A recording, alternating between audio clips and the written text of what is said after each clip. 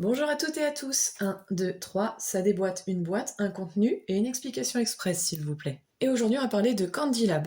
On joue pour 15 minutes de 2 à 4 joueurs dès 8 ans. Dans Candy Lab, on incarne des confiseurs qui doivent compléter des commandes. Pour réaliser les commandes de bonbons, on joue des cartes commandes pour récupérer des combinaisons de bâtonnets juste ici. Chaque bâtonnet récupéré rapporte un nombre de points. Dès que pendant une commande on retire le petit bâtonnet plus, on va piocher la première carte de la pioche ou l'une des 3 cartes face visible. Alors le petit bâtonnet moins qui va permettre de défausser aléatoirement une carte de la main d'un autre joueur. Donc concrètement, on dit à un joueur fais-moi tes cartes, il nous les tend et en enlève une que l'on débarrasse. Le bâtonnet remettait en jeu un bâtonnet de la même couleur appartenant à un autre joueur. Si par exemple ici on avait joué et que le joueur avait ces bâtonnets là, par exemple, je peux prendre celui-là et le remettre dans la file. Ce bâtonnet, avec les cartes variées, permet de défausser la dernière carte jouée par un autre joueur. C'est-à-dire que si un joueur a réussi à faire une de ses commandes, si je veux lui faire perdre des points, je lui fais enlever et je la défausse. Le dernier effet, avec les flèches comme ça dans les deux sens, qui permet d'échanger notre jeu avec celui d'un autre joueur. Donc basiquement comment ça se passe? On a la ligne de bonbons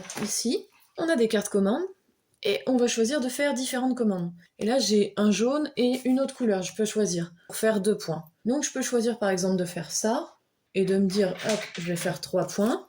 Ici, je vais me dire, je vais prendre ça et ça, et je vais faire 2 points, ça me fait 5 points. Et l'idée, c'est qu'après, on activera les effets des différents bâtonnets. Une fois que la commande est terminée, on la garde à côté de nous. À chaque tour, soit on peut faire ça, ou soit on peut choisir de prendre une carte dans les 3 cartes. La partie s'arrête dès qu'un joueur récupère le dernier bâtonnet. Il récupère alors le sucre d'or et gagne 3 points supplémentaires. Sachant que quand on va compter nos points, on compte les points en additionnant les points des cartes commandes réalisées et des bâtonnets restants. Le joueur avec le plus de points gagne la partie. À vous de jouer!